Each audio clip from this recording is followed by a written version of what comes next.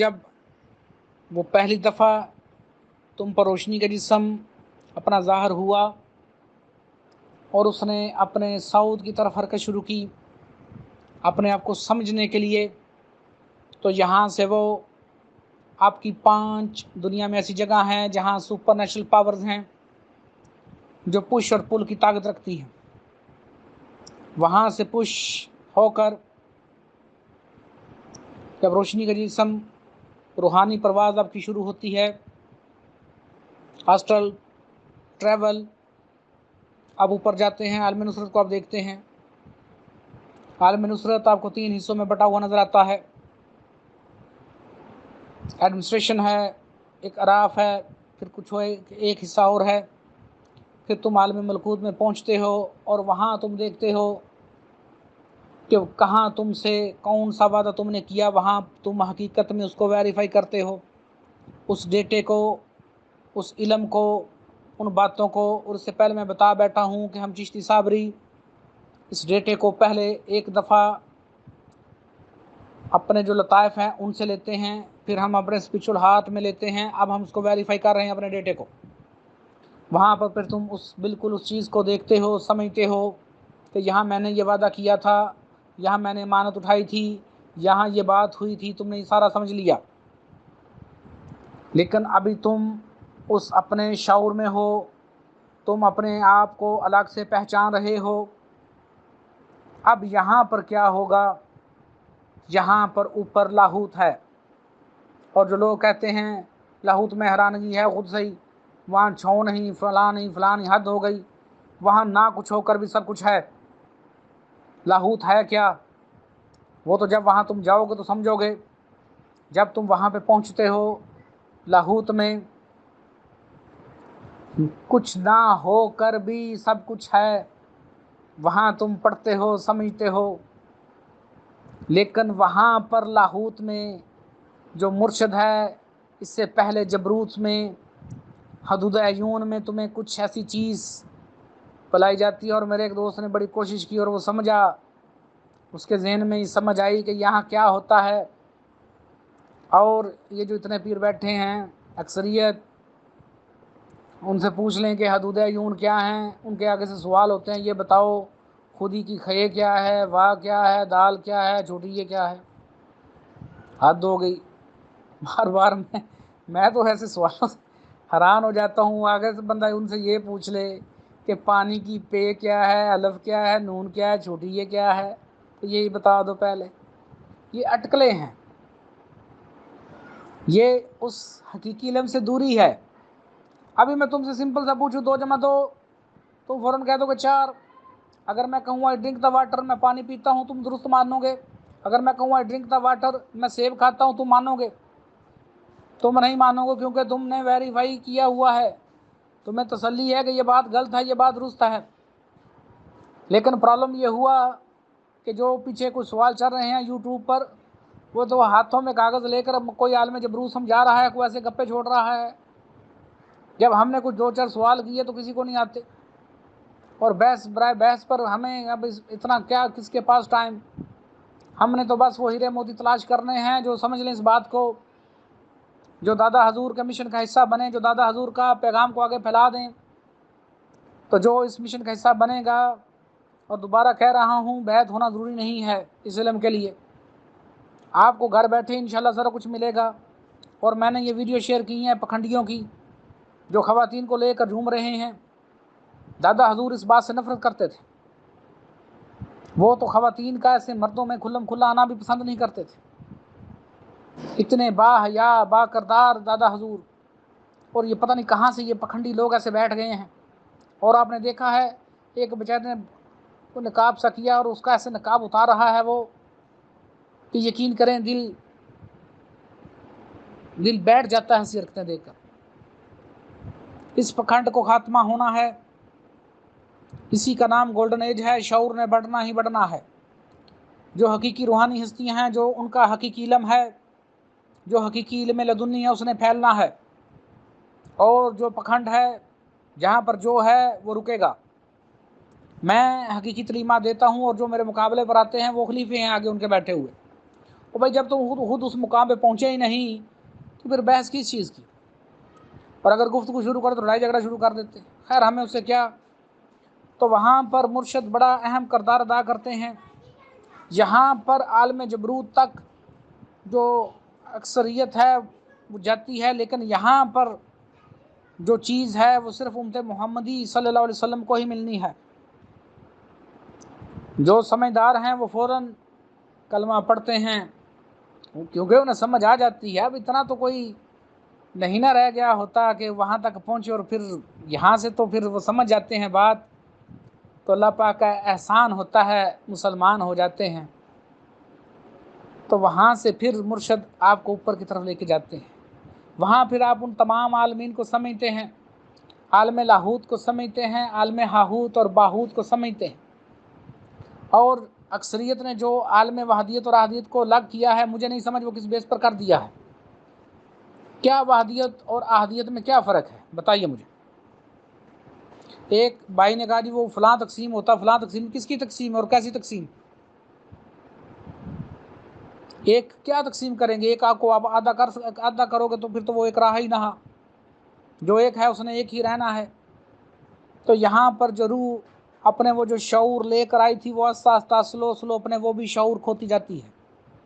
نور کا جسم جو عالم جبروت میں شروع ہوا تھا، جو اس کی حرکات شروع ہوئی تھی، اور میں نے اپنے ایک آڈیو لیکچر میں بتایا ہوا ہے کہ مٹی کے جسم سے روشنی کے جسم کی پاور 47,000 گنا تیز ہے، اور نور کے جسم کی پاور روشنی کے جسم سے 47,000 گنا تیز ہے. اور یہ جو آپ کے عالمین ہیں، کہیں آپ کا یہاں کا 1 منٹ ان عالمین کا کتنے سینکڑوں سال بنتے ہیں، اور یہاں کے کتنے ہی سینکڑوں سال وہاں کا 1 منٹ بنتے ہیں. یہ تو آپ جب آگے آگے جاؤ گے، اس قابل ہوتے جاؤ گے تو سمجھتے جاؤ گے. تمہیں تو ورگلایا گیا ہے تویزوں کے ذریعے، اور جس نے تویز دے دیا تم نے تو اس کو کلندر سے نیچے درجہ نہیں دیا. کلندر صاحب پاویں آپ انہوں تو فرق ہی حال ہویا ہوئے، لیکن تم تو پھر بھی اس کے پیچھے ہی پاگل ہو. تم تو پھر وہی گھوم رہے ہو، اپنی ہی باتیں ٹکلیں لڑا رہے ہو ایسے. تم نے جب ویریفائی نہیں کیا تو تم کیسے کہہ سکتے ہو؟ اور مجھے اکثر آتے ہیں جی ہم تو دنیا کو ایسے دیکھتے ہیں، بالکل نظر آتی ہے ہمیں ہتھیلی پر، تو جب 2 سوال پوچھ لیں آگے تو چپ ہو جاتے ہیں. پتہ نہیں کون سی چیز دیکھ لیتے ہیں وہ. ایک ہے حقیقت، ایک ہے ایسی پکھنڈ. تو یہ جو علم ہے یہ حقیقی علم ہے. حقیقی علم پریکٹیکلی ہے، پریکٹیکلی ہی آپ نے کرنا ہے. خیر وہاں سے جب نور کا جسم اس روح میں منتقل ہوتا ہے، اب روح اس نور میں منتقل ہوتی ہے. روح اپنے اس مین سورس وَنَفَخْتُ فِيهِ مِنْ روحی میں جا کر روح اپنا شعور بھی کھو دیتی ہے. اب جب وہاں پر پہنچ گئے، اب بتاؤ وہاں کون سا اسم اور وہاں کون سا ذکر، وہاں کون سی چیز ہے بتاؤ مجھے. یہ تو تم نے سوچنا ہے، تم نے ہی جواب دینا ہے. سوچو، غور کرو. اسی لیے میں کسی اسم کا مراقبہ نہیں کروا رہا، میں کسی کلر کا مراقبہ نہیں کروا رہا.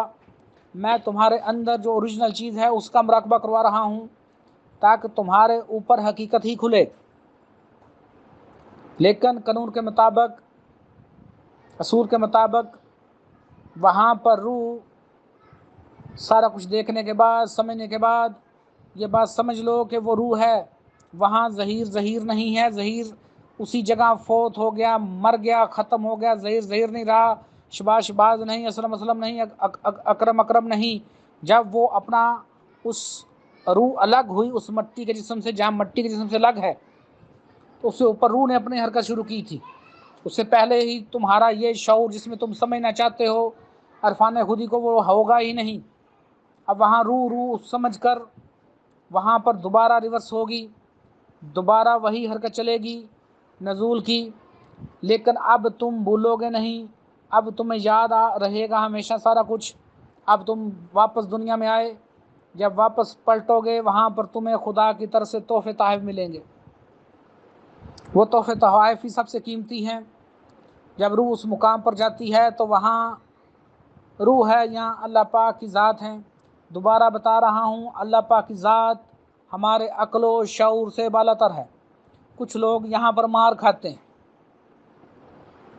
اللہ پاک کی ذات الگ ہے، اللہ پاک کی ذات کی تجلی الگ ہے، اللہ پاک کا نور الگ ہے۔ یہ تو آپ جب اس امر تک جاتے ہو پھر ہی سمجھتے ہو، اور آگے سمجھا کس کو سمجھائیں؟ اس مٹی کے جسم میں تم کیا سمجھو گے؟ اس کو سمجھ نہیں سکتے ہو جب تک تم اس کا پریکٹیکلی نہیں کرتے ہو۔ اب وہاں جب ریورس آتے ہیں، تمام ولی اللہ اس مٹی کے جسم میں واپس آئے ہیں۔ دادا حضور اپنی کفیت کے بعد اس مٹی کے جسم میں واپس آئے ہیں، مجھے بھی ان کفیت کے بعد اس مٹی کے جسم میں آنا پڑا ہے۔ حضرت پیا صابر کو بھی اس مٹی کے جسم میں واپس آنا پڑا، بیران جی بی کو بھی اس مٹی کے جسم میں واپس آنا پڑا، خواجہ غریب نواز کو بھی اس مٹی کے جسم میں واپس آنا پڑا ہے۔ واپس آ کر دنیا کے جو تقاضے ہیں وہ پورے کرنے پڑے، لیکن ہم جب واپس آ جاتے ہیں تو اب ہم اس چیز کو بھولتے نہیں ہیں، اب ہمیں یاد رہتا ہے وہ سارا کچھ، اب ہم کانشیس کھوتے نہیں ہیں۔ یہاں پر ایک وقت کے بعد آپ کو پتہ ہے کہ تمام کو اپنے اس مٹی کے جسم کو چھوڑنا پڑا۔ ان کے جسم اتھر کو ہم نے رکھا ہوا ہے، لیکن ان کے روشنی کے جسم، نور کے جسم اپنے اپنے مقام پر موجود ہیں۔ اللہ پاک نے احسان کیا ہے۔ ابھی ایک بھائی نے مجھے میسج کیا کہ وہ قبرستان میں جب قبر کھود رہے تھے تو ایک بالکل صحیح سالم بڑی پرانی ویسے ہی کفن کے ساتھ لاش، اب اس کو لاش تو کہنے نہیں چاہیے، کفن کے ساتھ ہی وہ جسم اتھر پڑا ہوا ہے۔ تو یہ اللہ پاک کا احسان ہوتا ہے، لیکن سب کے جسم تو ایک جیسے نہیں رہتے۔ میں نے اپنی بات ایک آڈیو لیکچر میں کہا ہے، نہ ہر انسان کی زندگی ایک جیسی ہے، نہ ہر انسان کی موت ایک جیسی ہے، نہ ہی ہر انسان نے ایک جیسا اٹھنا ہے۔ ہر انسان نے اپنے اپنے مال کے مطابق ہی سارا چلنا ہے۔ تو جو عرفان خودی کا جام پی لیتے ہیں وہ تو الگ ہی چیز ہوتے ہیں۔ صورت واقعہ میں اللہ پاک نے 3 گروپوں کا ذکر کیا ہے، دائیں ہاتھ والے جنتی ہیں، بائیں ہاتھ والے دوزخی ہیں، اور تیسرے گروپ کا ذکر کیا والسابقون السابقون اولئک مقربون، اول آنے والے ہیں، وہی مقرب ہیں، وہی پیارے ہیں، وہ بہت ہی پیارے ہیں۔ اور لکھ دیا ہے سلۃ من الاولین، زیادہ پہلے والوں میں سے، وقلیل من الاخرین، تھوڑے بعد والوں میں سے ہوں گے ضرور۔ اور آگے لکھا ہے کہ ان کو جو نام ملیں گے، آگے پڑھو صورت واقعہ کھول کر، اس کو پڑھو، اس کو سمجھو، پوری پڑھو، وہیں پر تمہیں کتاب مکنون کے بارے میں سمجھ آئے گی۔ صورت واقعہ میں تم پڑھتے نہیں ہو، تم غور نہیں کرتے ہو، پڑھو گے سمجھو گے تبھی تم کامیاب ہو، تبھی تم اللہ کو پسند ہو، تبھی تم روحانی ہستیوں کو پسند ہو جو ورک کرو گے۔ اس راستے پر شیطان کھڑا ہے، شیطان نے تمہیں اس راستے سے آگے نہیں جانے دینا۔ اگر تم رک جاتے ہو دنیاوی لالچ میں آ کر کسی بھی وجہ سے، تو پھر تم خود رکو گے۔ روحانی ہستیاں اس کی ذمہ دار نہیں ہیں، اللہ پاک اس کا ذمہ دار نہیں ہے، تم خود ذمہ دار ہو۔ تم وہی اپنے ہی مالوں کے لالچ میں رہے، تم نے اپنے ہی وہ اگر پردے بنے رکھے، اگر تم اپنے ہی اٹکلوں میں رہے تو تم رہو۔ آج ایک دوست کا فون آیا، جی وہ میں ڈھونڈ رہا ہوں فلاں قرآن پاک۔ بھائی کیا ہو گیا ہے آپ کو؟ یہ اللہ پاک کی ذمہ داری ہے۔ سمپل سا قرآن پاک لیجئے، لفظ با لفظ لیجئے، اوپر ایک لائن عربی پڑھیے، نیچے اس کا ترجمہ پڑھیے، جہاں جس لفظ کی سمجھ نہیں نیچے اس کا لفظ دیکھ لیجئے۔ 4-5 دفعہ پڑھیں گے، آپ کو اللہ کے فضل سے دوبارہ ترجمہ یاد کرنے کی ضرورت محسوس نہیں ہوگی، وہ ویسے ہی آپ کے ذہن میں آئے گا۔ وہ کانشیس تو آپ کے اندر سے ڈیولپ ہونا ہے، وہ کانشیس نے، اس شعور نے آپ کے اندر سے اٹھنا ہے، اس امرت نے آپ کے اندر سے ہی جاگنا ہے، تبھی تو آپ کو سمجھ آئے گی بات۔ اگر آپ سمجھنا چاہتے ہو، نہیں سمجھنا چاہتے تو تم پھر اپنی مرضی کے مالک ہو، تم پر کوئی زبردستی نہیں کر سکتا ہے۔ اگر تم چاہتے ہو سمجھنا تو تم سمجھو گے، اگر تم نہیں چاہتے تو نہیں سمجھو گے۔ لیکن پھر جب جان نکل گئی، قرآن پاک میں لکھا ہے کچھ لوگ ایسے ہیں جن کے منہ اور پیٹھوں پر مارا جاتا ہے۔ اپنی زندگیوں کا تجزیہ کر لو، آج تم چاہے جس مرضی عہدے پر ہو، یہ دیکھ لو کہ تم نے فلاح انسانیت و فلاح معاشرہ کے لیے کیا کیا ہوا ہے۔ کیا تم نے اپنی جو جابز ہیں اس میں صرف پیسے ہی بٹورے ہیں؟ کیا تم نے صرف ناحقی کھائے ہیں؟ کیا کیا تم نے؟ اگر تم نے کاروبار بھی کیا ہے، پیسہ اکٹھا بھی کیا، تو کیا کیا؟ یہ دیکھ لو۔ اس وقت سب سے بڑی بات شعور کو تقسیم کرنا ہے۔ تمہاری وجہ سے کسی ایک کو بھی شعور مل گیا، تمہارے لیے وہ مرسڈیز گاڑی سے بھی قیمتی چیز ہے۔ یہ بات ذہن میں رکھنا، کیونکہ جو تمہاری دنیا کی زندگی ہے، یہاں جو تم استعمال کر رہے ہو اس کا خاتمہ ہے۔ یہاں تم ایک چھوٹا سا گھر 20-25 لاکھ میں بناتے ہو، یہ بات ذہن میں رکھو۔ تو تم کیسے کہہ سکتے ہو کہ اوپر جو ہے تمہیں وہ فری کی ٹکٹیں فری میں سارا کچھ مل جائے؟ جو فری کی ٹکٹیں تم اپنے پاس رکھے ہوئے ہو، اس کی کوئی حیثیت نہیں ہے۔ اللہ پاک کہہ رہے ہیں کہ ہر انسان کے اعمال دیکھے جائیں گے، خیرن یرا و شرن یرا۔ جہاں آمانو کی بات ہے وہ عمل الصالحات کی بات بھی ہے۔ عمل الصالحات دیکھ لو، اپنے گریبانوں میں دیکھ لو کہ تم نے کتنے اعمال صالح کیے ہیں۔